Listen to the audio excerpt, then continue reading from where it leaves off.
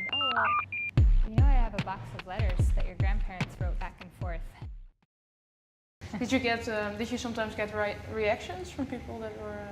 Yeah, I mean, there's just such a variety of people there, and there's people that I still keep in touch that have actually, there's people, it's called Our House of Portland, and there's people that were there to spend their last days there who are dying, and then there are also people that were getting better and have since moved on and become really healthy, and I still keep in touch and see a lot of the people that, at one time could barely get out of bed, and now they're going back to school or doing all these things,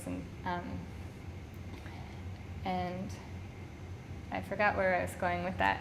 Oh no, I was asking what kind of reactions you got from the people. But yeah. I mean, sometimes it varied so much. Sometimes people were like, sometimes there would just be, I'd sit out on the smoking porch with a few people and play, and sometimes people would, play another one, and other times, people would be, there's certain people that are just having a really rough time that be like, stop playing, or like, let's go for a walk instead, or, I never wanted to really force music on people, so sometimes it worked, and then so much of the time, it just made more sense to do other things, but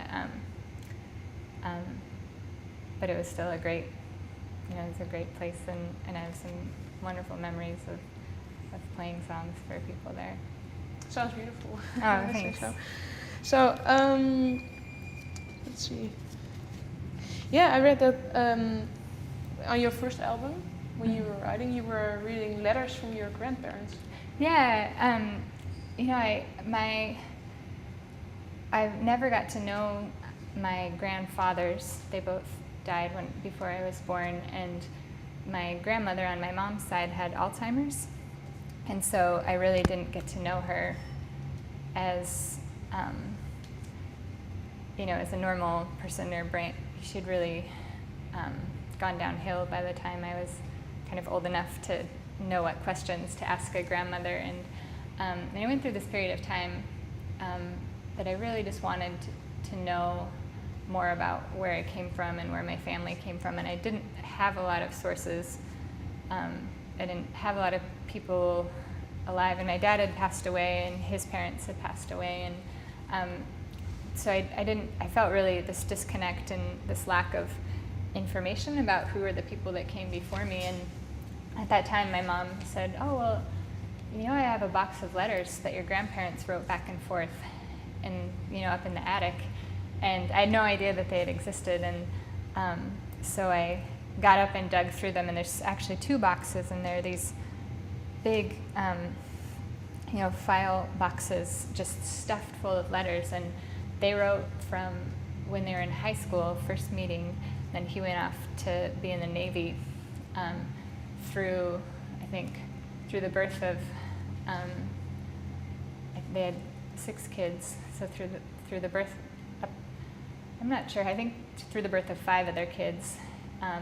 What time was that? It was, let's see, the late 30s through probably, I would say, like 1950. So it was a long stretch of time, and they were just these beautiful love letters. And he would be away at sea, and so he would keep a notebook and just write a whole notebook worth of letters. And then when he got to port, he'd send them to my grandmother, and it was just this incredible experience that I needed so much to know where I'd come from, and I just had this wonderful gift of getting to know my grandparents through their love letters to each other, and I didn't really get a chance to know them any other way. So I'm so thankful that my mom held on to them.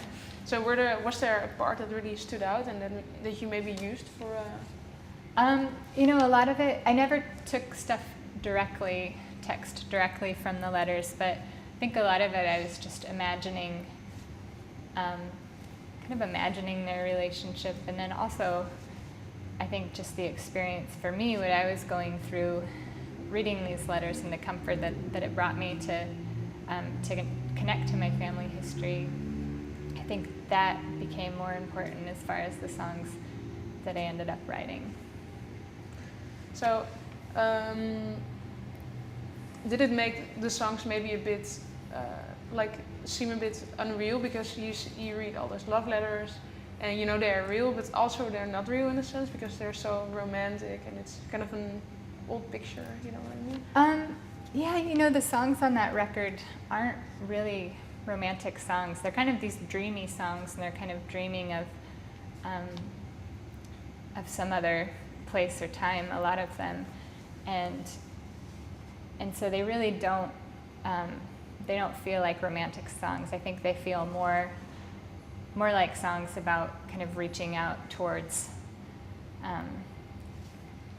towards other people, or reaching out to kind of figure out yourself and where you come from. And so that's kind of it seems a big difference from your new album. Yeah, definitely so different. I've just been in such a different place.